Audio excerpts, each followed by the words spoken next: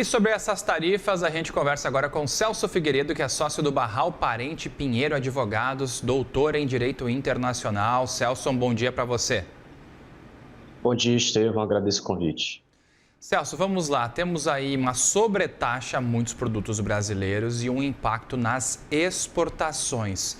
Mas o trabalho forçado continua sendo o argumento principal dessa sessão que foi escolhida pelo USTR para realizar o tarifaço.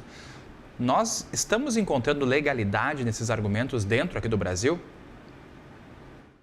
É uma pergunta que talvez ela não vai ter uma resposta muito imediata do ponto de vista do direito internacional, uma vez que a gente tem argumentos aí de ambos os lados, né? Os Estados Unidos acusam o Brasil não somente de não implementar medidas que restringam a importação de produtos que foram produzidos mediante trabalho forçado, como também coloca o Brasil como um exemplo de país que produz mediante trabalho forçado.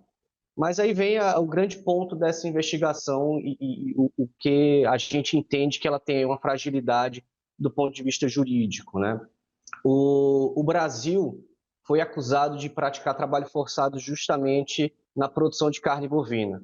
E no final das contas, a própria carne bovina brasileira, ela está excetuada ali dentro da medida da 301 de trabalho forçado. O que implica como resultado prático que os Estados Unidos acusam o Brasil de trabalho forçado na carne bovina, mas vão importar essa própria carne bovina, né? Eles propriamente não estariam ali no final das contas combatendo o trabalho forçado. Então, de modo muito prático, assim, a investigação ela foi muito célere, ela veio na prática para substituir as tarifas da seção 122. Eu entendo que o fundamento jurídico, no final das contas, é bastante raso. Vários dos argumentos que foram apresentados, inclusive por setores produtivos brasileiros, não foram considerados, né? E isso pode ser questionado não somente na justiça americana, na própria Corte de Comércio dos Estados Unidos, como na própria OMC, que o Brasil já indicou que faria. Então, eu diria que os Estados Unidos argumentam têm uma base jurídica e dentro da técnica e da legalidade eles encontram esse espaço de sobretaxar, mas quando se analisa o fundamento mesmo que foi posto, né, e uma análise muito prática daquilo que está sendo colocado, eu diria que tem muitas fragilidades essa decisão. Bom, e a respeito ainda da questão ambiental, que o Brasil utiliza algumas questões como competitividade acima dos Estados Unidos. Esses argumentos também podem ser amparados pelo direito internacional, Celso? É uma justificativa que poderia ser utilizada caso ela tivesse, de fato, fundamento fático, né? A base fática que os Estados Unidos está se utilizando, eu considero bastante falha, né? E o próprio governo brasileiro trouxe aí diversos elementos indicando que houve uma redução do desmatamento aqui no Brasil, que a principal pauta exportadora brasileira aí do agronegócio, ele é amplamente regulamentado e amplamente fiscalizado, e ele segue as principais regras de direito ambiental, né? Regras essas que são bastante restritas e são bastante, eu diria que tem um arcabouço aqui legal no Brasil, né, que ele é bastante avançado, até se for comparar, a própria legislação americana. Então, e esse tipo de fundamento, de argumento que foi colocado, por exemplo, pelo governo brasileiro, ele não foi considerado, ele não foi analisado a contento.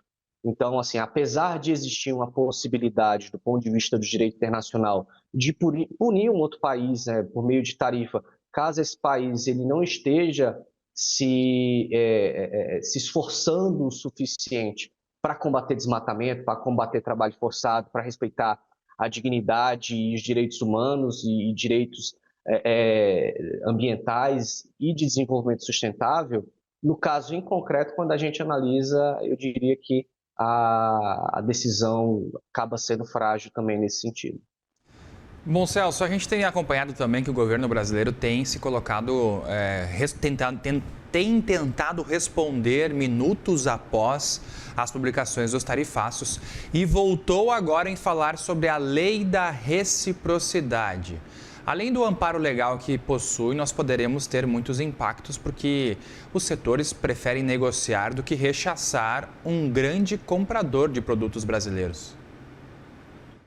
Eu diria que a lei de reciprocidade, ela foi aprovada por unanimidade pelo Congresso Nacional. Ela existe e ela existe para ser usada da melhor forma possível. Ela existe para ser acionada de forma sempre que o Brasil se encontre em uma posição justificada, né? E eu diria até que essa lei ela foi motivada justamente pelo tarifaço dos Estados Unidos no ano passado, que vem se perpetuando até chegar nesse ponto que estamos, aí com 2 sessões 301 atingindo as exportações brasileiras. No entanto, eu acho que vale muito mais assim, iniciar aí um procedimento para investigar a eventual aplicação de lei de reciprocidade, para justamente criar um ambiente de negociação no qual o Brasil tem algum tipo de poder de barganha, do que aplicar ela simplesmente por vingança ou por retaliação. O Brasil tem que ser inteligente nesse sentido e não simplesmente sair retaliando os Estados Unidos, porque no final das contas, não somente não vai ajudar quem não entrou na lista de exceção da seção 301, das 2 sessões 301, mas ainda vai atrapalhar quem está lá dentro.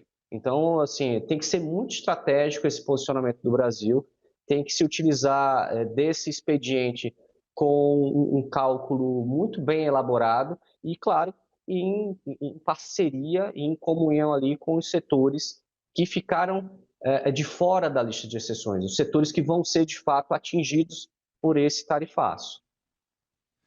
Bom, Celso, e o Brasil poderia utilizar algum pretexto legal para poder fazer alguma reação a essas exportações? Poderia, por exemplo, colocar tarifas também contrárias aos Estados Unidos para tentar reagir de uma forma que não seja tão abrupta como a lei da reciprocidade, ou talvez campanhas internas para que não se venda aos Estados Unidos? Existem alguns outros argumentos que poderiam ser feitos, por exemplo?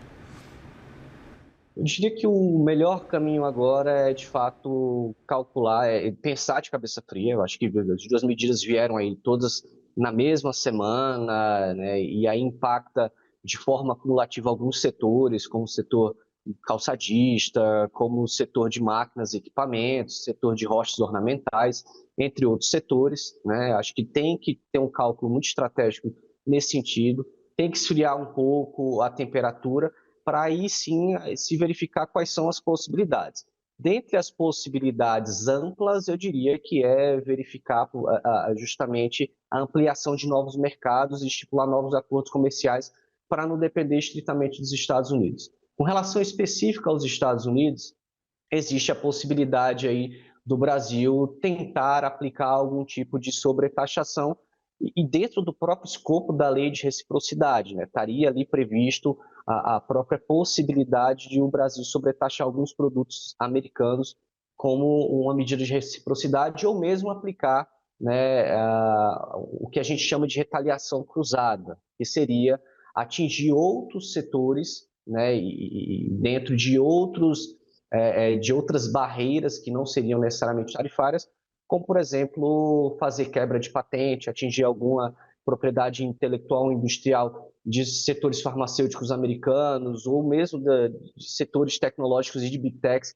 Então, assim, eu diria que existe um leque aí possível dentro da perspectiva jurídica brasileira, mas que no final das contas a recomendação não seria sair atirando para todos os lados de forma desesperada, como uma medida meramente de retaliação. Acho que retaliação não seria a palavra-chave no momento. Seria justamente criar uma nova possibilidade de negociação e aí dentro dessa possibilidade de negociação a gente estipular um poder de barganha que seja relevante para o Brasil. O que não pode, eu acho que do ponto de vista prático também, é simplesmente o Brasil não ter um poder de barganha, não ter um poder de negociação e simplesmente abraçar e adotar todo e qualquer comando e toda e qualquer proposta, por mais absurda que seja, dos Estados Unidos e do governo americano. Eu acho que aí o cálculo tem que ser muito bem feito nesse sentido. Celso Figueiredo, sócio do Barral Parente Pinheiro Advogados e doutor em Direito Internacional, obrigado pela participação aqui com a gente. Eu que agradeço, Estevão. Um grande abraço e um bom dia para vocês. Até uma próxima.